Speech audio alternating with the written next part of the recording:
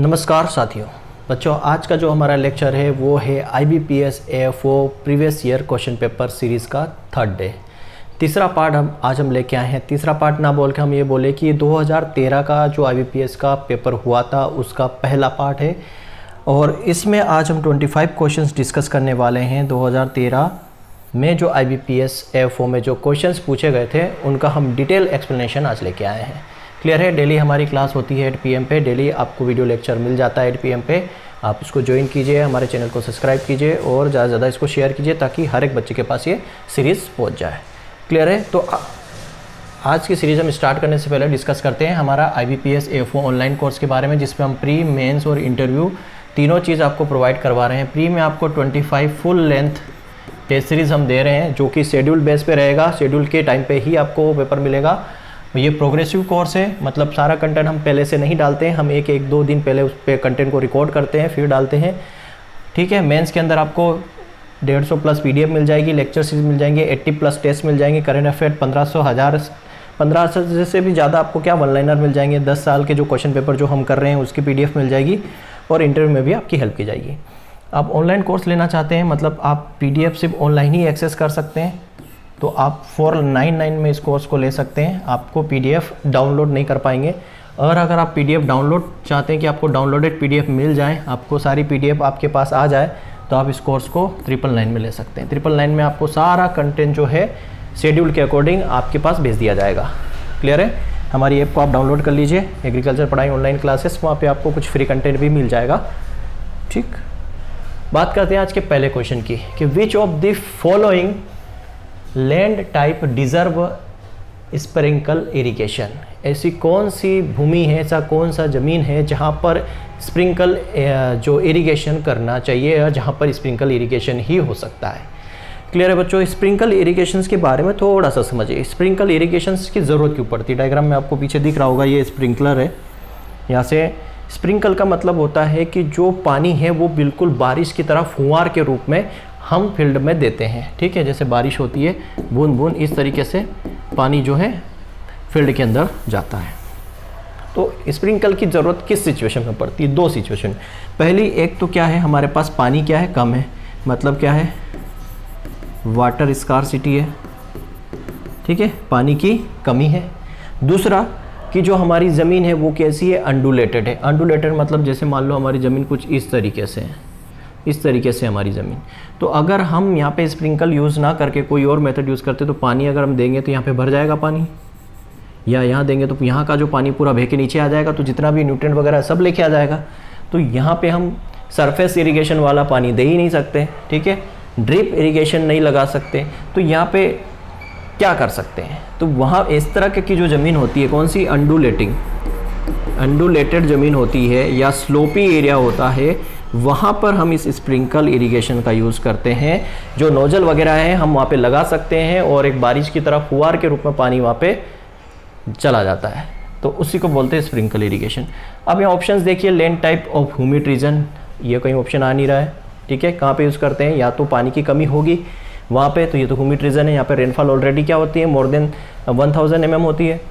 Land type of hilly area, जहाँ पर क्या हो, हिली एरिया हो उस तरीके की ज़मीन में, तो ये ऑप्शंस बिल्कुल सही जा रहा है कि जहाँ पर हिली एरियाज हो, ज़मीन हमारी क्या है, इस तरीके की अंडुलेटेड हो, वहाँ पे हम स्प्रिंकल यूज़ करते हैं। वेटलैंड में क्यों करेंगे? ऑलरेडी पहले से वेटेड है लैंड।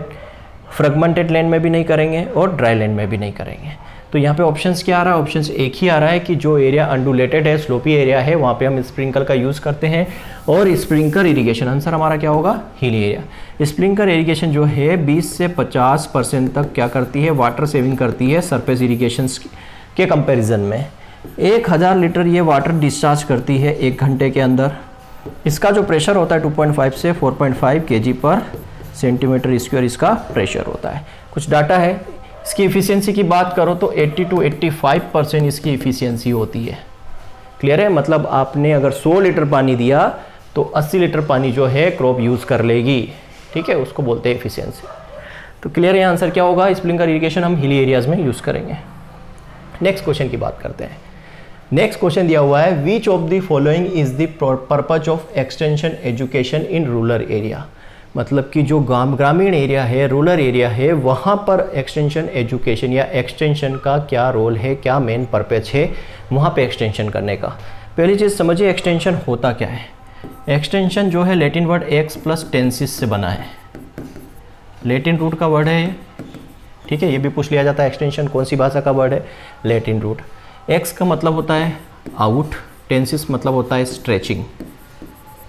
क्या होता है? स्ट्रेचिंग मतलब फैलाना, बाहर की तरफ फैलाना। जो भी आपके पास ज्ञान है, आपके पास तकनीकी है, टेक्नोलॉजी है, नॉलेज है, उसको दूसरों को देना, दूसरों को प्रदान करना, उसका प्रचार प्रसार करना एक्सटेंशन कहलाता है। तो उन्होंने क्या बोला कि रूरल एरिया में एक्सटेंशन का क्या पर्पज है। ऑप्शन देखिए, to develop the rural leadership, ये ऑप्शन सही लग रहा है। आगे और ऑप्शन देखते हैं, टू ऑर्गेनाइज सेविंग कैंप, ये तो कहीं ऑप्शन सेट नहीं हो रहा है कि जो ऑर्गेनाइज सेविंग कैंप हम ऑर्गेनाइज करें रूरल एरियाज़ में, उसके लिए नहीं। ए सर्टेन क्रॉपिंग इंटेंसिटी, ये भी नहीं हो सकता, क्रॉपिंग इंटेंसिटी के लिए भी हम नहीं करते हैं हम बहुत सारी टेक्निक्स करते हैं, बहुत सारे डेमोस्ट्रेशन करते हैं, पर मेन पर्पज़ क्या है? क्या हम नई क्रोएटी को इंट्रोड्यूस करवाते हैं? एक्सटेंशन का मेन पर्पज़ होता है कि जो ग्रामीण में रहने वाले लोग हैं उनके अंदर अवेयरनेस लाना, उनके अंदर लीडरशिप की क्वालिटी डेवलप करना, ताकि वो सेल्फ डिसीजन ले सके, टेक्नोलॉजी के बारे में जान सके, टेक्नोलॉजी को एडॉप्ट कर सके। क्लियर है? तो मेन पर्पज़ क्या है? उनके अंदर लीडरशिप को डेवलप करना, ताकि उनके अंदर लीडरशिप डेवलप हो जाएगी तो वो डिसीजन ले पाएंगे, वो नई टेक्नोलॉजी में इंटरेस्ट लेंगे, उसका डेमोस्ट्रेशन करेंगे, ट्रायल करेंगे, उनको एडॉप्ट करेंगे। ठीक है, तो क्या हो गया यहाँ पे? लीडरशिप को डेवलप करना। नेक्स्ट है एज पर दी बजट 2013-14, ये 2013 का पेपर है तो ऑब्वियसली उस समय करंट अफेयर हुआ होगा। 2013-14 का डाटा पूछा गया था कि टोटल आउटलेट कितना था इंडियन गवर्नमेंट का एग्रीकल्चर और एलाइड एक्टिविटीज़ के लिए। टोटल बजट एग्रीकल्चर और एलाइड एक्टिविटीज़ के लिए कितना बजट दिया था उन्होंने 2013-14 में। अब बात 2013-14 की, क्योंकि पेपर 2013 का है तो उस समय ये करंट अफेयर में पक्का पार्ट था, करंट अफेयर में पूछा गया था, एक क्वेश्चन है। तो उस समय 2013-14 की बात करें तो एग्रीकल्चर के लिए कितना दिया गया था? 27,000 करोड़ रुपए दिए गए थे एग्रीकल्चर और एलाइड एक्टिविटीज़ के लिए। अगर मैं लेटेस्ट डाटा की बात करूं, जो यूनियन बजट था हमारा, यूनियन बजट 2020-21 के अकॉर्डिंग मैं बात करूं तो एग्रीकल्चर प्लस एलाइड के लिए कितना दिया गया? एग्रीकल्चर एलाइड के लिए 1.60 लाख करोड़ रुपए से। ये डाटा आपको याद रखना है, ये लेटेस्ट डाटा है। 2013-14 में 27,000 करोड़ था, उसके बाद 14-15 में भी हुआ होगा, 15-16, 16-17, 17-18, 18-19, 19-20, 20-21। तो वर्तमान में अगर 20-21 की बात करें तो कितना अलोकेट किया गया है टोटल आउटले एग्रीकल्चर और एलाइड सेक्टर के लिए? 1.60 lakh crore rupees. Current affair का है, सीधी सी बात 2013 में पूछा गया है तो 2021 में या 22 में पूछा जा सकता है। ठीक है, नेक्स्ट बात करते हैं, विच of the following agro climatic condition suitable for wheat cultivation. गेहूं की खेती के लिए कौन सी क्लाइमेटिक कंडीशन सुटेबल है? तो गेहूं की कंडीशंस के लिए क्वेश्चंस पूछा गया है, कौन सी क्लाइमेटिक कंडीशन है। क्लाइमेटिक कंडीशन या एग्रो क्लाइमेटिक जोन की बात करें तो टोटल कितना है? 15 है। थोड़ी सी बात कर लेते हैं, किसने दिया? ये प्लानिंग कमीशन ने। कब दिया? 1988-89 में। ठीक है, 1988-89 में प्लानिंग कमीशन ने एग्रो क्लाइमेटिक जोन दिया है। अब उन्होंने बोला कि वीट के कल्टीवेशंस के लिए कौन सा क्लाइमेट जो सूटेबल होता है। तो मैं तो वीट की कल्टीवेशंस के लिए अगर मैं वेजिटेटिव ग्रोथ की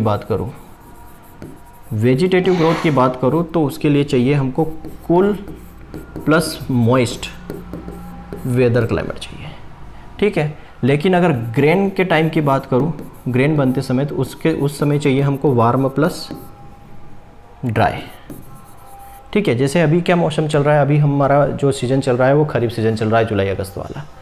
जैसे हम अक्टूबर नवंबर जाते हैं, मौसम ठंडा हो जाता है सर्दी के टाइम में, तब हम गेहूं की खेती करते हैं रबी सीजन में, तब मौसम ठंडा होता है, सीधी सी बात है, तो वहाँ पे क्या हो गया? कूल और मॉइस्ट हो गया।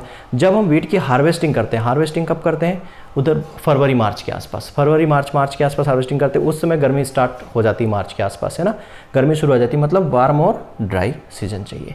मतलब यहाँ पे टेम्परेचर जो है मॉडरेट टाइप का चाहिए, मॉडरेट टेम्परेचर। और रेनफॉल, वीट के लिए रेनफॉल कितनी चाहिए? तो वीट के लिए 450 से लेके 650 mm रेनफॉल या वाटर रिक्वायरमेंट होती है।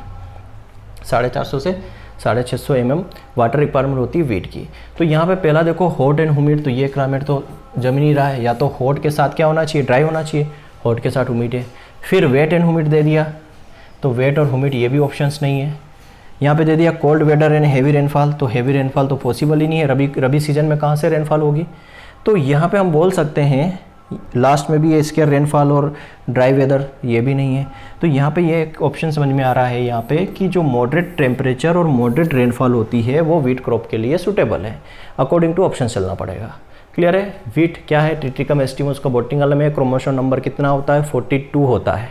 कितना, 42 इसका क्रोमोसोम नंबर होता है। क्लियर है। वेजिटेटिव ग्रोथ के लिए टेम्परेचर कितना चाहिए, तो 20 से लेके 25 इसको वेजिटेटिव ग्रोथ के लिए चाहिए। ग्रेन के समय कितना चाहिए, तो ग्रेन के समय कितना चाहिए, 23 डिग्री, 23 से आप 25 बोल सकते हो। टिलरिंग के समय में कितना चाहिए, टिलरिंग के टाइम पे कितना टेम्परेचर चाहिए, तो 16 से 20 डिग्री टेम्परेचर चाहिए। तो टेम्परेचर मतलब कि यहाँ पे देखो आप टेम्परेचर जो मॉडरेट टेम्परेचर है, बिल्कुल मिडिल वाला टेम्परेचर है, देन मॉडरेट रेनफॉल सूटेबल है इसके लिए। नेक्स्ट बात करते हैं, नेक्स्ट क्वेश्चन दिया है, which of the following crops mainly grown in Barak valley. ऐसी कौन सी क्रॉप है जो मेनली बराक वैली में ग्रो की जाती है। पहली बात, बराक वैली है कहाँ पे, है ना। भाई बराक वैली में हमको पता है कि ये क्रॉप्स होती है, तो पहली बात ये पता होना चाहिए कि बराक वैली जो है वो है कहाँ पे। तो बराक वैली जो है वो कहाँ पे है, आसाम में। कहाँ पे है, आसाम में है।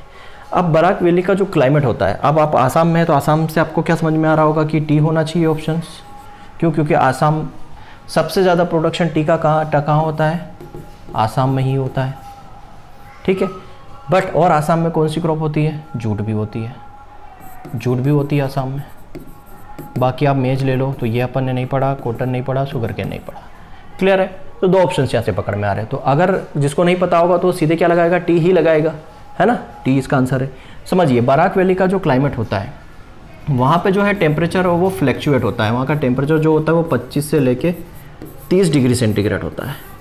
वहाँ की अगर रेनफॉल की बात करें तो रेनफॉल जो होती है वो 100 से लेके 200 सेंटीमीटर के आसपास होती है। और ये जो क्लाइमेट होता है ये किस क्रॉप के लिए सूटेबल है, जूट कल्टीवेशंस के लिए क्लाइमेट जो है सूटेबल होता है।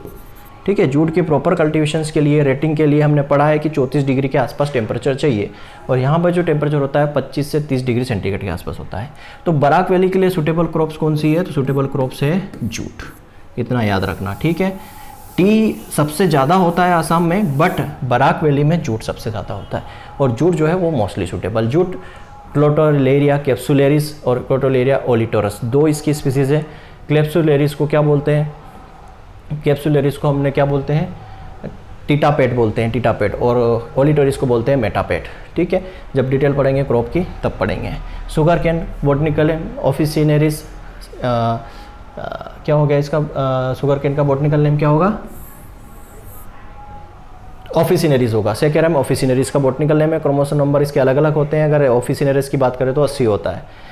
मैच की बात करें जीएमएस, क्रोमोसोम नंबर 20 होते हैं। टी की बात करते हैं तो कैमिलिया स्पीसीज का बॉटनिकल नेम है, और इसकी फैमिली क्या है, कैमिलियासी या थियासी इसकी फैमिली है। इसको क्वीन ऑफ बेवरेजेस भी बोला जाता है, क्वीन ऑफ बेवरेज। ये और queen of serial, queen of serial किसको बोला जाता है, मेज को। ठीक है। कॉटन क्या, कोपिसियम स्पीसीज का है। इसमें 4 प्रजाति आती है, 2 प्रजाति देसी है जिसके क्रोमोसोम नंबर 26 होते हैं, 2 प्रजाति विदेशी है जिसके क्रोमोसोम नंबर 52 होते हैं। ठीक है। अर्बोरियम, हिरसुटम, बारबाडेंस, और क्या होता है, 4 प्रकार के होते हैं। अर्बेशियम, 4 स्पीसीज होती हैं। जब डिटेल पढ़ेंगे तब और अच्छे से समझेंगे। ठीक है। तो बराक वैली के लिए सबसे सूटेबल क्रॉप कौन सी हो गई, जूट। ठीक। जूट में मोस्ट इंपॉर्टेंट प्रोसेस होती है रेटिंग, जिसके लिए भी 34 डिग्री टेम्परेचर चाहिए। अब सिंगल सेल प्रोटीन का एग्जांपल बताइए। सिंगल सेल प्रोटीन सबसे पहले ऑप्शंस दिया है सैल्मोनेला। सैल्मोनेला क्या है, एक बैक्टीरियल डिजीज है। ये क्या है, एक बैक्टीरियल डिजीज है। कौन सी, कहाँ अफेक्ट करती है, इंस्टेंस्टाइन, ये आंतों को अफेक्ट डालती है। ये सिंगल सेल नहीं है। एसिडोबैक्टर क्या है, ये एसिटिक एसिड बैक्टीरिया है। ये क्या काम करता है, ऑक्सीजन की प्रेजेंस में इथेनॉल को एसिटिक एसिड में बदलता है। राइजोबियम ये क्या है, सिम्बायोटिक नाइट्रोजन फिक्सेशन है। इसके अंदर बहुत सारे स्टैंड आते हैं जैसे Rhizobium japonicum, Rhizobium leguminosarum, Rhizobium trifolii, Rhizobium lupini, Rhizobium phaseoli, जिसके बारे में मैं आपको अच्छे से पढ़ा चुका हूँ। अगर क्या है, ये एक एल्गी है, रेड एल्गी इसको बोलते हैं। कौन सा? रेड एल्गी है। कहाँ से मिलता है? ये समुद्र से प्राप्त होता है। अब बचा स्पाइरुला। तो ये स्पाइरुला जो है ये है सिंगल जीन, याद रखना। क्या है ये? सिंगल जीन प्रोटीन होता है स्पाइरुला। ये तो एल्गी हो गया, सेवाल है। राइजोबियम हमारा क्या है? ये सिम्बायोटिक एसोसिएशन बोल सकते हैं बैक्टीरिया, एसिडोबैक्टर ये बैक्टीरिया है, और सैल्मोनेला जो है बैक्टीरियल डिजीज जो आंतों पर अफेक्ट डालती है। तो आंसर क्या हो जाएगा? स्पाइरुलिना। नेक्स्ट क्वेश्चन है RFLP, restructure fragment length polymorphism. RALP क्या है? ये बायोटेक्नोलॉजी में आपने पढ़ा होगा, बायोटेक्नोलॉजी में ये टर्म्स आता है, मोलिकुलर मार्कर से है। ये क्या है? एक मोलिकुलर मार्कर से। अगर एलिमिनेशन मेथड यूज़ करूँ तो जर्मीसाइड, जो जर्म को किल करे, जर्म को जो किल करे उसको जर्मीसाइड बोलते हैं। हर्ब मतलब जो खरपतवार को, हर्ब को किल करे वो हर्बिसाइड हो गया। ग्रोथ प्रोमोटर मतलब जैसे हमारा ऑक्सिन हो गया, साइटोकाइनिन हो गया, ठीक है, ऑक्सिन हो गया, साइटोकाइनिन हो गया, जिब्रेलिन हो गया, जिब्रेलिन हो गया। ये हमारे क्या है? ग्रोथ को प्रमोट करते हैं। ग्रोथ रिटार्डेंट की बात करें तो AB है, एब्सिसिक एसिड हो गया, मेलिक हाइड्रोजाइड हो गया। ये क्या है? साइकोसिल हो गया। ये क्या है? ग्रोथ रिटार्डेंट है। अब बचा क्या? Molecular marker. तो RFLP जो है वो क्या है? मोलिकुलर मार्कर है। तो इस तरीके की मेथड यूज़ करके, एलिमिनेशन मेथड यूज़ करके भी हम आंसर लगा सकते हैं। नेक्स्ट हम बात करते हैं, which among the following component of organic matter present in the soil most resistant to decomposition. ऐसा कौन सा मैटर है, ऐसा कौन सा कंपोनेंट है सॉइल के अंदर जिसके अंदर सबसे ज़्यादा क्या होती है? डिकम्पोजिशन के प्रति रेजिस्टेंसी होती है। ठीक है, तो सॉइल के अंदर आपने सबसे अच्छे मानता है कि डिकम्पोजिशन के प्रति रेजिस्टेंसी होती है, वो सबसे बेस्ट। सेलुलोज की बात करें तो ये क्या है? सेल वॉल फॉर्मेशन है, बताया था। स्टार्च क्या है? स्टार्च एक पॉलीसेकेराइड है। ऑक्सीजन आपको पता ही है क्या गैस है, और एटमॉस्फेयर में 46% पाई जाती है। अब बचा क्या? ह्यूमस। ये ह्यूमस क्या होता है? एमॉर्फस होता है। ह्यूमस के बारे में मैंने अच्छे से पढ़ाया है क्लास के अंदर। ये क्या होता है? एमॉर्फस होता है, डायनेमिक होता है। डायनेमिक का मतलब होता है कि इसका स्ट्रक्चर जो है चेंज होता रहता है, इसका कोई प्रॉपर स्ट्रक्चर नहीं है, ये बनता है बिगड़ता है, बनता है बिगड़ता है। तो सीधी सी बात है, इसके अंदर जो है रेजिस्टेंसी ज़्यादा होती है डिकम्पोजिशन के प्रति। इसमें भी 3 होता है, एक होता है फुल्विक, एक होता है हुमिक और एक होता है हुमिन। तो हुमिन, तो ये बात करो, ये जो है इसके अंदर जो है डिकम्पोजिशन सबसे ज़्यादा होता है। इसके अंदर ये डिकम्पोजिशन के प्रति रेजिस्टेंस होता है, हाईली रेजिस्टेंस होता है। तो यहाँ से ये समझ में आ रहा है कि ह्यूमस जो है वो मोस्ट रेजिस्टेंस है डिकम्पोजिशन, ऑर्गेनिक मैटर के डिकम्पोजिशन के लिए। फिर आता है which of the activities is non included in animal husbandry. ऐसी कौन सी एनिमल हस्बेंड्री है? ठीक है, वो दिख नहीं रहा होगा वर्ड आपको, एनिमल हस्बेंड्री। ऐसी कौन सी एक्टिविटीज़ है जो एनिमल हस्बेंड्री के अंदर नहीं आती? ऑप्शंस देखिए, लिखा है परचेस एंड रेयरिंग काउ। भाई काउ को खरीदना और उसको पालना एनिमल हस्बेंड्री के अंदर आता है, क्लियर। दूसरा purchase rearing and rearing of goat, goat को भी खरीदना और उसको पालना एनिमल हस्बेंड्री के अंदर आता है। पिग को भी खरीदना और पालना, ये भी एनिमल हस्बेंड्री के अंदर आता है। कैटल मतलब हमारी जो गायें हैं उनको भी खरीदना पालना किसके अंदर आता है? गाय भैंस, वो भी क्या आती है? एनिमल हस्बेंड्री के। परचेस ऑफ मिल्क, क्या मिल्क को खरीदना, दूध को खरीदना एनिमल हस्बेंड्री के अंदर आता है? नहीं आता, क्योंकि मिल्क वो भी खरीदता है जिसके पास गाय भैंसें नहीं हैं। तो यहाँ पे आंसर क्या हो जाएगा? परचेस ऑफ काउ जो है वो एनिमल हस्बेंड्री के अंदर इंक्लूड नहीं है। नेक्स्ट दिया है एग्रीकल्चर इंजीनियरिंग जनरली कंप्राइजेस 4, इसके क्या होते हैं? ब्रांचेस होती है। एग्रीकल्चर इंजीनियरिंग की 4 ब्रांचेस है जनरली। तो कौन सी ब्रांच है जो इसके अंदर नहीं आती? ये क्वेश्चन पूछा है। एग्रीकल्चर इंजीनियरिंग की 4 ब्रांचेस है जिसमें इन ऑप्शन में से कौन सी ब्रांच जो उसके अंदर नहीं आती? रूरल स्ट्रक्चर, ये इंजीनियरिंग की ब्रांच है।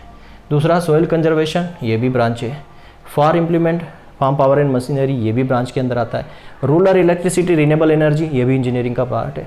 अब बात आती है कोल्ड स्टोरेज। कोल्ड स्टोरेज जो है वो एग्रीकल्चर इंजीनियरिंग का पार्ट नहीं है। ठीक है, ये ऊपर वाली 4 इसकी ब्रांच है, कोल्ड स्टोरेज इसकी कोई ब्रांचेस नहीं है।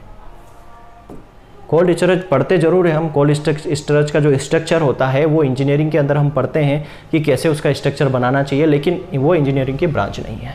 फिर है रत्ना वैरायटी, किसकी है? रत्ना जो है किसकी वैरायटी है? तो हम सब जानते हैं, पीछे डायग्राम में आपको दिख रहा है मैंगो, तो रत्ना वैरायटी किसकी है? मैंगो की है। तो जो रत्ना वैरायटी है वो एक हाइब्रिड वैरायटी है। किससे बनी है? तो याद रखना क्या, RNA। क्या मतलब RNA का, कि जो रत्ना वैरायटी है किससे बनी है, नीलम, क्रॉस किसका, अल्फांजो से, ठीक है। अल्फांजो को क्या बोला जाता है, अल्फांजो को क्वीन ऑफ मैंगो बोला जाता है, याद रखना। अल्फांजो को किंग ऑफ मैंगो कहा जाता है। अल्फांजो के अंदर सबसे ज़्यादा प्रॉब्लम किसकी आती है, स्पॉन्जी टिश्यू की, स्पॉन्जी टिश्यू डिसऑर्डर है, ये इसकी प्रॉब्लम आती है। रत्ना जो वैरायटी है उसके अंदर ये क्या होता है, फ्री होता है, किससे, स्पॉन्जी टिश्यू से ये फ्री होता है। ये जो है रत्ना वैरायटी, ये कोंकण कृषि विद्यापीठ डाफोली महाराष्ट्र में डेवलप की गई है, ठीक है। ये याद रखना इतना उसके बारे में। बाकी बनाना है, पपाया, गुआवा और एप्पल, इसकी वैरायटी तो है नहीं रत्ना, तो मैंगो के बारे में, इनके बारे में हम अलग से पढ़ेंगे। बनाना जो है अपना मुसाई स्पीसीज बोल सकते हैं, केरिका पपाया बोल सकते हैं, सीडियम गुआवा बोल सकते हैं, एप्पल, ये सारी चीज़ें। नेक्स्ट हम बात करते हैं, नेक्स्ट क्वेश्चन है, what is the approximate net gross cropped area in India. हर बात है कि ग्रेस क्रॉप्ड एरिया कितना है, नेट आर ग्रॉस बोल दिया, मतलब नेट ग्रॉस क्रॉप्ड एरिया की यहाँ पे बात है, जनरली ये कंफ्यूज करने के लिए दे दिया आपको। तो ग्रॉस क्रॉप्ड एरिया कितना है समझिए। अगर मैं बात करूँ 2020-21 की, तो अभी टोटल जो ग्रास क्रॉप्ड एरिया है, वो है 196.50 मिलियन हेक्टेयर। ये याद रख लेना, ये करेंट का डाटा है। अब आप ऑप्शन पे जाओ, कौन सा इसके पास जा रहा है, 196.50 मिलियन हेक्टेयर के पास, तो ये 200 मिलियन हेक्टेयर जो है वो 196.5 के आसपास है। तो ये जो है 200 मिलियन हेक्टेयर, ये हमारा क्या हो गया, ग्रास क्रॉप्ड एरिया हो गया। करंट भी आपको मैं बताते जा रहा हूँ साथ ही साथ में।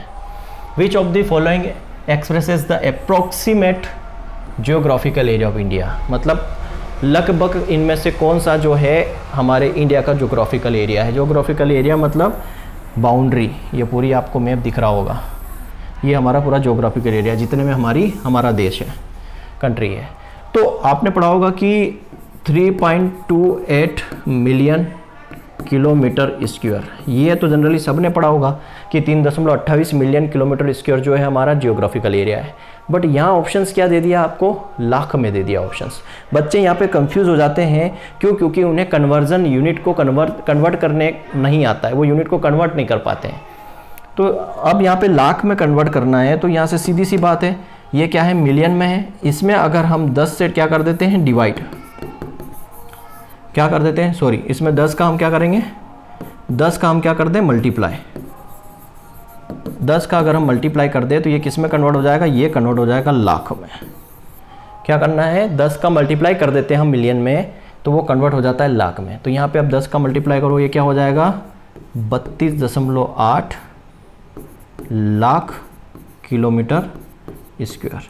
अब देखो 32 के आसपास अप्रोक्सीमेट ऑप्शन कहाँ जा रहा है, सी ऑप्शन जो हो रहा है 32 लाख किलोमीटर स्क्वायर। तो जब भी मिलियन से लाख में कन्वर्ट करना हो तो मिलियन में 10 का गुणा कर दो तो लाख में कन्वर्ट हो जाएगा, और लाख से मिलियन में करना है तो लाख में अगर हम अब मैं यहाँ 10 का भाग दे दूँ तो ये मिलियन में कन्वर्ट हो जाएगा। तो 32 लाख किलोमीटर स्क्वायर जो है जियोग्राफिकल एरिया है इंडिया का, अकॉर्डिंग टू लाख के अकॉर्डिंग बात कर रहे अपन, ठीक है। फिर है, under which condition does a seller sell good below the marginal cast, मतलब किस सिचुएशन में जो एक सेलर है वो मार्जिनल कास्ट के नीचे भी अपने गुड्स को, अपने माल को, अपने सामान को बेच सकता है। देखो समझना, मार्जिनल कास्ट क्या होती है पहले तो ये समझ ले। मार्जिनल कास्ट क्या होती है, मार्जिनल कास्ट होती है increase in variable cost upon increase in output. अगर आपको एक यूनिट प्रोडक्शन क्या करना है, बढ़ाना है, तो आपकी जो है वेरिएबल कॉस्ट में क्या होगा, चेंजेस आएगा, चेंज इन वेरिएबल कॉस्ट। जो वेरिएबल कॉस्ट है वो भी क्या होगी, चेंज होगी। अगर आपको प्रोडक्शन बढ़ाना है तो जो आपके वेरिएबल इनपुट्स हैं, वेरिएबल इनपुट सीड हो गया, फर्टिलाइज़र हो गया आपका, ये जो वेरिएबल इनपुट्स है वो भी क्या होंगे, चेंज होंगे। मतलब जब वो इनपुट्स, वेरिएबल इनपुट्स, दो तरह के इनपुट होते हैं, एक फिक्स्ड इनपुट होते हैं और एक वेरिएबल इनपुट होते हैं। फिक्स्ड इनपुट का मार्जिनल कास्ट पर कोई अफेक्ट नहीं पड़ता है, चाहे आप प्रोडक्शन मत लो, फिक्स कॉस्ट जितनी है उतनी आएगी ही आएगी। प्रोडक्शन, लेवल ऑफ प्रोडक्शन के साथ फिक्स कास्ट का कोई लेना देना नहीं है। लेकिन मार्जिनल कास्ट टोटली डिपेंड किस पे करती है, वेरिएबल कॉस्ट पर। क्यों, क्योंकि अगर आपको मार्जिनल प्रोडक्शन बढ़ाना है, 1 यूनिट प्रोडक्शन बढ़ाना है, तो वेरिएबल कॉस्ट में चेंज करना पड़ेगा, मतलब वेरिएबल इनपुट में चेंज करना पड़ेगा। वेरिएबल सीड हो गया, फर्टिलाइजर हो गया, ये आप कम ज़्यादा देते हो तो आपका प्रोडक्शन भी कम ज़्यादा होता है। क्लियर है? तो इसको बोलते हैं मार्जिनल कॉस्ट। अब वो बोल रहा है कि मार्जिनल कॉस्ट से भी नीचे कोई सेलर अपने सेल को बेच सकता है किस कंडीशन में। पहला ऑप्शन दिया है क्रॉस सब्सिडाइजेशन। क्रॉस सब्सिडाइजेशन क्या होता है समझिए। ठीक है, मान लो मेरा एक बिजनेस है, मैं 2 बिजनेस चलाता हूँ। ठीक है, बिजनेस ए और एक हो गया बिजनेस बी, 2 बिजनेस चलाता हूँ। ए बिजनेस से मेरा जो एनुअल इनकम है वो होती है 1 करोड़ रुपीज़ पर एनम। ठीक है, ये जस्ट इमेजिनरी है ना, अभी ये मैं कमा नहीं रहा हूँ। तो एक होती है, और दूसरा बिजनेस में उस बिजनेस पे इतना फोकस नहीं कर पाता हूँ, तो उस बिजनेस में मुझे क्या होता है, पर मंथ ले लो 10,000 का लॉस होता है। 10,000 पर मंथ उसमें क्या होता है, मेरा लॉस होता है। अब होगा क्या, यहाँ तो मैं क्या हूँ पूरे साल में 1 करोड़ रुपए कमा रहा हूँ, बेनिफिट ले रहा हूँ, प्रॉफिट ले रहा हूँ, और यहाँ मैं क्या कर रहा हूँ 10,000 रुपये पर महीने का मेरा नुकसान हो रहा है। तो मैं क्या करूँगा, यहाँ पे राइट ऑफ कर दूंगा। राइट ऑफ करने का मतलब भरपाई करूँगा कि यहाँ जो मेरा बेनिफिट आ रहा है उसको मैं क्या करूँगा, यहाँ जो मेरा लॉस हो रहा है, जो लॉस की भरपाई है, जहाँ से मैं प्रॉफिट ले रहा हूँ उससे मेरी भरपाई कर लूँगा। मतलब सीधी सी बात है, अगर एक जगह से मुझे 1,000 रुपये आ रहे हैं और एक जगह से मेरे को 100 रुपये का नुकसान हो रहा है, तो मैं उन दोनों को क्रॉस करके, मतलब उन दोनों को मिला लूँगा, तो अल्टीमेट मुझे फ़ायदा कितना का हो रहा है, 900 रुपये का। तो इस वाले बिज़नेस की भी भरपाई हो गई, और इधर से मेरे को जो 1,000 मिले थे वो 1,000 ना मिल के 900 मिले। तो मतलब यहाँ पे अगर मैं बात करूँ, मुझे 10,000 रुपये महीना मिल रहा है, मतलब 1,20,000 रुपये का मेरा यहाँ पे लॉस हो रहा है एनुअली, वो मैं यहाँ से क्या करूँगा, भरपाई करूँगा उसकी। तो इसको बोलते हैं क्रॉस सब्सिडाइजेशन। सब्सिडी का मतलब आप सभी लोग जानते हैं, सब्सिडी मतलब फाइनेंशियल सपोर्ट होना। गवर्नमेंट जो है हमें स्कीम्स प्रोवाइड करती है, सब्सिडी प्रोवाइड करती है, मतलब फाइनेंशियल सपोर्ट देती है। जैसे गवर्नमेंट हॉस्पिटल, गवर्नमेंट स्कूल हम सब्सिडी दे रहे हैं। जैसे अभी आयुष्मान कार्ड योजना है, जिसके थ्रू आपको 5 लाख रुपये तक का बीमा होता है, वो एक तरह से सब्सिडी ही है, आपको फाइनेंशियल सपोर्ट मिल रहा है। ठीक है, तो क्रॉस सब्सिडाइजेशन मतलब सही बोला उसने कि वो जो है मार्जिनल कास्ट के नीचे भी, मतलब घाटा खा के भी अपने माल को बेच रहा है। क्यों? क्योंकि उसके पास एक और बिजनेस है जहाँ पे उसको प्रॉफिट हो रहा है, तो वहाँ से वो क्या करेगा, इसको राइट ऑफ कर लेगा। समझ में आ रहा? तो पहला ऑप्शन करेक्ट है। Because of deep pocket. Deep pocket का मतलब क्या है कि मैं पहले से ही पैसे वाला हूँ, मेरे पास बहुत पैसा है, अगर मुझे थोड़ा नुकसान हुआ तो मैं उसको झेल सकता हूँ। क्यों झेलेगा वो नुकसान, अभी आगे ऑप्शन से समझना। मेरे पास ऑलरेडी बहुत पैसा है, मैं अच्छा खासा बड़ा बिजनेसमैन हूँ, तो मेरा जो एक बिजनेस है वो मुझे इस्टेब्लिश करने के लिए, मेरे जो कॉम्पिटिटर है उनको हटाने के लिए मुझे कम प्राइस पे उसको बेचना पड़ेगा। जैसे जियो ने क्या किया, मार्केट में एयरटेल, आइडिया ये सारी थी, जियो आया, उसने क्या किया, 6 महीने तक 1 साल तक पूरा फ्री दे दिया। तो क्या हुआ, मार्केट में उसके जो कॉम्पिटिटर थे वो क्या हो गए, पूरे के पूरे बाहर हो गए, सभी के पास क्या हो गया, जियो हो गया। उसने घाटा खाया 1 साल, बट आज वो क्या कर रहा है, पूरे कंट्री में जियो का ही राज चल रहा है। तो उसको बोलते हैं, क्यों, उसके पास डीप पॉकेट था, मतलब हम बोल सकते हैं मुकेश अंबानी के पास पहले से बहुत सा पैसा है, तो उसने क्या किया कि चलो ये नुकसान हम झेल सकते हैं। फिर इंक्रीज मार्केट शेयर को बढ़ाने के लिए उसने ऐसा किया। दूसरा, ड्राइव आउट कॉम्पिटिटर्स, मतलब अपने कॉम्पिटिटर को बाहर करने के लिए ऐसा किया। तो सारे ऑप्शन सही है। सीधी सी बात है ना, जब जियो मार्केट में आया तो बाकी जो कॉम्पिटिटर थे उसके एयरटेल, आइडिया, वो सब क्या हो गए थे, बाहर हो गए थे, सबके पास जियो था, है ना। तो ये जो टेक्निक कब यूज़ करता है कोई बिजनेस पे, इस सब सिचुएशंस के लिए, कि वो दूसरा अपना बिजनेस है उससे आप राइट ऑफ कर लेगा, उसके पास पहले से बहुत सारा पैसा है तो थोड़ा नुकसान झेलेगा मार्केट में बने रहने के लिए, मार्केट शेयर को चेंज करने के लिए, या अपने कॉम्पिटिटर को बाहर करने के लिए। तो यहाँ पे आंसर क्या हो जाएगा, ऑल ऑफ दिस। नेक्स्ट हम बात करते हैं, who is known as the architect of white revolutions. श्वेत क्रांति के पिता किसे कहा जाता है। तो श्वेत क्रांति के पिता की बात करते हैं तो जवाहरलाल नेहरू साहब नहीं है, MS स्वामीनाथन जो है ये ग्रीन रेवोल्यूशन के, किसके हैं, green revolution of India. India के अंदर जो ग्रीन रेवोल्यूशन हुए हैं उसके फादर है MS स्वामीनाथन। इन्होंने ही वो दिया था national commission of farmers. Farmer इसी की डिमांड करे, जो फार्मर प्रोटेस्ट चल रहा ना कि आप स्वामीनाथन रिपोर्ट के आधार पर MSP और ये सारी चीज़ें लागू करें। शास्त्री साहब भी नहीं है। वर्गीस कुरियन साहब जो है ये है हमारे क्या, वाइट रिवोल्यूशंस के पिता। इन्हीं को बोला जाता है मिल्कमैन ऑफ इंडिया, इन्हीं को बोला जाता है।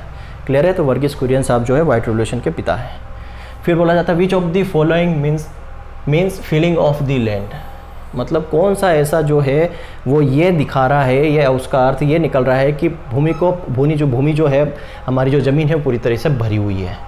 तो देखो, preparation for the land for next crops के लिए जो हम प्रिपरेशन करते हैं, क्या ये इसका मतलब ये निकल रहा है कि भूमि पूरी तरह से भरी हुई है? नहीं निकल रहा है। डिगिंग ऑफ वेल, अगर हम कुआं खोद रहे हैं या बोरवेल खोद रहे हैं तो क्या उसका मतलब ये निकलता है कि भूमि पूरी तरह से भरी हुई है? नहीं, क्योंकि वो तो एक पर्टिकुलर जगह पे होता है। हार्वेस्टिंग ऑफ क्रॉप, जब हम क्रॉप को हार्वेस्ट करते हैं तो इसका मीनिंग भी नहीं निकलता कि जो हमारी ज़मीन है वो पूरी तरीके से भरी हुई है, नहीं है। फिर हम बात करते हैं draining of land. Draining of land मतलब कि पानी जो है पूरा तरीके से ड्रेन है, पूरी तरीके से भरा हुआ है। जैसे आपको पीछे डायग्राम में दिख रहा है, ये भूमि जो है पूरी तरीके से पानी से भरी हुई है, तो ये हो सकता है। इरीगेटिंग द लैंड, अब इरीगेशन हम करते हैं तो इस तरीके से पानी भरा हुआ नहीं रहता है, क्यों? क्योंकि ये तो एक्सेस वाटर है, इससे तो क्या होगी, हमारी फसल खराब होगी, है ना। तो इरीगेशन में हम क्या देते हैं कि सोइल हमारी मॉइस्ट रहे, सोइल हमारी गीली रहे, वहाँ पानी भरा हुआ नहीं रहे। तो इस फिलिंग ऑफ द लैंड का जो है वो एक ही ऑप्शन सूटेबल है यहाँ पे, वो है ड्रेनिंग द लैंड। जब ड्रेन जो मतलब लैंड जो है पूरी तरीके से पानी से भरी हुई है, जैसे आपको पीछे डायग्राम में दिख रहा है। नेक्स्ट हम बात करते हैं volatilisation of ammonia in soil increase with, मतलब अमोनिया का जो वोलेटाइजेशन होता है वो सॉइल में किसके इंक्रीज होने से होता है? सॉइल के अंदर क्या चीज़ होती है, क्या चीज़ हम इंक्रीज करेंगे जिससे वोलेटिलाइजेशन भी इंक्रीज हो जाएगा? तो वोलेटिलाइजेशन जनरली आपने पढ़ा होगा राइस के अंदर सबसे ज़्यादा होता है, लगभग 60% क्या होता है, वोलेटिलाइजेशन होता है राइस के अंदर। क्यों होता है? क्योंकि राइस क्रॉप के अंदर क्या होता है, वाटर, पानी भरा हुआ रहता है, वाटर फील्ड रहता है, पानी पूरी तरीके से भरा हुआ रहता है। अब ऑप्शंस देखिए, CEC इंक्रीज होने से नहीं, क्ले कंटेंट इंक्रीज होने से नहीं, सोडियम कार्बोनेट बनने से नहीं, कैल्शियम कार्बोनेट बनने से नहीं, moisture content of the soil. अगर सॉइल के अंदर मॉइस्चर कंटेंट बढ़ जाएगा तो वो उसमें क्या होगा, वोलेटिलाइजेशन भी बढ़ जाएगा अमोनिया का। इसीलिए राइस क्रॉप के अंदर वोलेटिलाइजेशन सबसे ज़्यादा होता है। क्यों? क्योंकि वहाँ पे मॉइस्चर ज़्यादा होता है, पानी भरा हुआ रहता है, इसीलिए वहाँ से वोलेटिलाइजेशन अमोनिया का ज़्यादा होता है। तो मॉइस्चर कंटेंट ज़्यादा होगा तो वोलेटिलाइजेशन ज़्यादा होगा। Which of the following region deserve drip irrigation, कौन सा रीजन है और ड्रीप इरीगेशन के लिए डिजर्व करता है? जैसे स्प्रिंकल में पूछा था, अंडुलेटिंग लैंड होना चाहिए, तो यहाँ पे देखो हॉट एंड ह्यूमिड रीजन नहीं, हाई रेनफॉल नहीं, ऑल ऑफ दिस नहीं। तो रीजन क्या आ रहा है, कॉटन सॉइल रीजन। जो कॉटन सॉइल रीजन है मतलब क्ले सॉइल है, जो ब्लैक सॉइल है, ब्लैक सॉइल वाला रीजन है या कॉटन सॉइल वाला जो रीजन है वो सूटेबल होता है। क्यों? क्योंकि अगर आप सैंडी सॉइल में यूज़ करोगे, या सैंडी सॉइल में भी ये सूटेबल है, सैंडी सॉइल में भी सूटेबल है। क्यों? क्योंकि बूंद बूंद दे रहे हैं ना, ज़्यादा पानी देंगे तो नीचे चला जाएगा। तो कॉटन सॉइल रीजन जो होता है वो ड्रिप इरीगेशन के लिए सूटेबल होता है। नेक्स्ट हम बात करते हैं, विच of the following do not come under the loan for delivery of bank credit. इनमें से कौन सा ऐसा है जो लोन के अंदर में नहीं आता, लोन सिस्टम के अंदर में नहीं आता? किसके लिए? बैंक क्रेडिट की डिलीवरी के लिए। देखो, बिल लिमिट्स ये आता है, डिलीवरी बैंक सिस्टम के अंदर आता है। एडोक क्रेडिट लिमिट मतलब एडिशनल लिमिट, एडोक लिमिट का मतलब होता है एडिशनल लिमिट। अगर इमरजेंसी फंड हमें चाहिए रहता है, जब हम इमरजेंसी फंड लेते हैं वो अथोराइज्ड पीपल पर्सन को ही दिया जाता है कुछ टर्म्स एंड कंडीशन के साथ, उसको बोलते हैं एडेड क्रेडिट। तो ये भी है, लोन सिस्टम के अंदर आ रहा है, बिल भी लोन सिस्टम के अंदर आता है। Sharing of working capital finance, ये भी लोन सिस्टम के अंदर ही है। अब आता है ओम्बड्समैन स्कीम। ओम्बड्समैन स्कीम जो है ये आरआरबी ने 1995 में स्टार्ट की थी। किसने? आरआरबी में। कौन से एक्ट के तहत? सेक्शन नंबर 35A 1949, इस सेक्शन के तहत इसको स्कीम को शुरू किया गया था। बैंकिंग ओम्बड्समैन स्कीम, BOS बोलते हैं इसको, बैंकिंग ओम्बड्समैन स्कीम। ये स्कीम क्यों लाई गई थी? जैसे पीरियड ऑफ लोन की बात करें तो ये भी लोन के अंदर आता है। आंसर हमारा क्या है? Ombudsman scheme. ओम्बड्समैन स्कीम है क्या? 1995 में आरआरबी ने इसको शुरू किया था। कौन से सेक्शन के अंदर? 35A सेक्शन के अंदर। एक्ट कौन सा? 1949। अब ये स्कीम का फ़ायदा, ये स्कीम क्यों लाई गई थी? तो आरबीआई की जो गाइडलाइन है बैंकों के ऊपर, आरबीआई की जो भी गाइडलाइन है, अगर कोई बैंक वो गाइडलाइन फॉलो नहीं करता है, जैसे मैं एक कस्टमर हूँ, मैं बैंक में गया, मैंने बैंक में गया और वहाँ पे जो मेरे को काम करवाना था वो आरबीआई के गाइडलाइन के तरीके से नहीं हो रहा था, या बैंक की गाइडलाइन के तहत नहीं हो रहा था, कुछ और ही गाइडलाइन अब वो अपनी यूज़ कर रहे थे पर्टिकुलर बैंक, तो मैं कंप्लेन कहाँ करूँगा उसकी कि भाई मैं बैंक में गया और वहाँ मेरे साथ धोखाधड़ी हुई या मेरी जो गाइडलाइन के अकॉर्डिंग जो है प्रॉपर मेरी बात नहीं सुनी गई, तो मैं कंप्लेन कहाँ करूँगा? उसके लिए जो है ओम्बड्समैन स्कीम बनाई गई है। तो मैं यहाँ पे जाके मैं इस ओम्बड्समैन स्कीम यहाँ पे जाके कंप्लेन करूँगा कि ये जो पर्टिकुलर बैंक है इन्होंने प्रॉपर गाइडलाइन के अकॉर्डिंग मेरा काम नहीं किया है। तो ये तो लोन सिस्टम के अंदर नहीं आता, ये तो कंप्लेन करने वाली स्कीम है। तो ऑब्वियसली आंसर क्या होगा? Ombudsman scheme. Now which of the following highly digestive protein of crop? कौन सा ऐसा प्रोटीन है जो सबसे ज़्यादा डाइजेस्टिव है? ठीक है, तो हम क्या खाते हैं? हम रोटी किसकी खाते हैं? व्हीट की। किसकी खाते हैं? गेहूं की। क्यों? कि इसके अंदर कौन सा ग्लूटीन प्रोटीन होता है और यही जो है हाईली डाइजेस्टिव होता है, इसीलिए तो हम इसी की रोटी खाते हैं। मोस्ट ऑफ दी हम किसकी खाते हैं? व्हीट की ही रोटी खाते हैं। क्यों? क्योंकि इसके अंदर ग्लूटीन प्रोटीन होता है और हाईली डाइजेस्टिव होता है। क्लियर है? तो आंसर क्या हो जाएगा? व्हीट। नेक्स्ट है which of the following constitute indirect finance to? अब इनडायरेक्ट फाइनेंस टू मतलब क्या आएगा? पहला दिया इन्होंने agriculture loan, indirect finance to agriculture, ये ऊपर वाली लाइन में आएगा एग्रीकल्चर। ऑप्शन यहाँ से शुरू हो रहा है। Loan of 15 lakh sanction to the dealer of agriculture machinery, तो ये नहीं आएगा। डीलर ऑफ एग्रीकल्चर मशीनरी ये इनडायरेक्ट फाइनेंस के अंदर नहीं आता। ठीक है, ये डायरेक्ट फाइनेंस के अंदर आता है। Loan section of sugar companies, ये भी डायरेक्ट फाइनेंस के अंदर आ रहा है। Loan of section to up to 1.5 crore sugar growers, ये भी डायरेक्ट के अंदर आ रहा है। Loan section up to 2.5 crore farmers for crop production, ये भी नहीं आएगा। अब यह आएगा loan 15 lakh section against the pledge hypothetical of produce, मतलब जो हाइपोथेटिकल प्रोड्यूस मतलब लोन 50 लाख तक का लोन सेंक्शन हो सकता है, ये इनडायरेक्ट फाइनेंस होता है। किसके अगेंस्ट? हाइपोथेटिकल प्रोड्यूस के अंदर, जो हम कल्पना कर सकते हैं कि इतना प्रोड्यूस अगर हो रहा है उसके अगेंस्ट में कितना हम लोन सेंक्शन कर सकते हैं। तो यहाँ पे आंसर आएगा ई वाला। Now the next one, which one of the following is not a fibre? कौन सी जो है वो फाइबर क्रॉप नहीं है, मतलब रेसे वाली फसल नहीं है। ऑप्शंस देख के काफ़ी इजीली आप बता सकते कौन सी नहीं। जूट है, जूट फाइबर क्रॉप है, कॉटन भी फाइबर क्रॉप है। अब कंफ्यूजन कहाँ हो रहा है? बम्बू और पेडी में। तो आपको क्लियरली पता है कि पेडी जो है फाइबर क्रॉप नहीं है। पेडी क्या है? सीरियल क्रॉप है, जिससे हमें क्या मिलता है? कार्बोहाइड्रेट और प्रोटीन मिलता है। तो बम्बू भी क्या है? फाइबर क्रॉप है। बम्बू के जो होते हैं उसका भी रेसा बनाया जाता है। तो यहाँ पे आंसर क्या होगा? पेडी जो क्रॉप है वो फाइबर क्रॉप नहीं है। इजीली यहाँ से समझ में आ रहा है। बम्बू एक ऐसा प्लांट है जो हर सेकेंड बढ़ता है। अगर इसलिए बोला जाता है कि बम्बू, जहाँ पे बम्बू उगाया शोइंग की गई है, जब बम्बू को लगाया गया है उसके नीचे नहीं सोना चाहिए। क्यों? क्योंकि उसकी ग्रोथ हर मिनट बढ़ती है। पता चला आप सोए और सुबह पता चला आप मरे हुए पाए गए। क्यों? क्योंकि उसकी ग्रोथ इतनी फास्ट होती है कि हर एक मिनट हर एक सेकंड उसकी ग्रोथ होती है। फास्टेस्ट ग्रोइंग प्लांट बोल सकते हैं उसको। National institute of agriculture marketing, ये NIAM, national institute of agriculture marketing NIAM कहाँ पर है? तो नियाम है जबलपुर के जयपुर के अंदर। कब इस्टेब्लिश किया गया था? ये 1988 में। कब? अगस्त 1988 में इसको इस्टेब्लिश किया गया था। कहाँ पे? जयपुर के अंदर। ठीक है। Now next one, region and annual mean temperature अगर 24 डिग्री से ज़्यादा है, ऐसा कौन सा रीज़न है जहाँ पर टेम्परेचर जो है एवरेज मीन टेम्परेचर 24 डिग्री से ज़्यादा है, उसको क्या बोलेंगे? अल्पाइन नहीं बोलेंगे, क्योंकि अल्पाइन क्या होता है? ये माउंटेन रीजन होता है। माउंटेन रीजन होता है और यहाँ पे टेम्परेचर लगभग 13 डिग्री के आसपास मिलेगा आपको। सब ट्रॉपिकल में आपको लगभग 18 डिग्री 16 से 18 डिग्री टेम्परेचर मिलता है।